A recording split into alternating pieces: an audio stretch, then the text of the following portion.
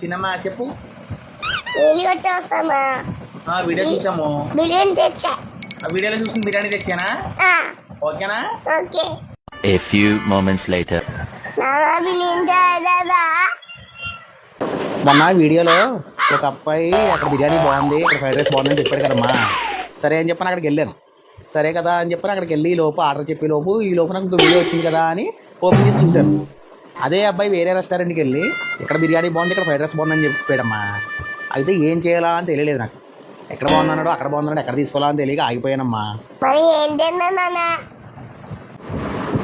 ఎంతో పెట్టుకుంటే మనం ఏం తినలేమమ్మా. నాకు ఇంకా అదే అర్థమైంది. వెళ్ళి అమ్మకి చెప్పి అన్నం వండేసి ఆవకాయ వేసాం, మనం అది తినేద్దాం. సరేనా? సరే తల్లి, ఆవకాయ అన్నం తినేద్దాం. ఇక నుంచి ఏం చేద్దామంటే నాకు ఒకటి అర్థమైంది. ఆడు చెప్పాడు ఈడు చెప్పాడని చెప్పి అక్కడికి తిరిగి డబ్బులు వాడు చేసుకుని ఇష్టమైనట్టు ఏం చేయకుండా మనకి ఎక్కడ ఏ రెస్టారెంట్లో తినాలంటే అక్కడ తినేద్దాం. ఓకేనా? వీళ్ళందరి మాటలు వినొద్దు. ఓకే.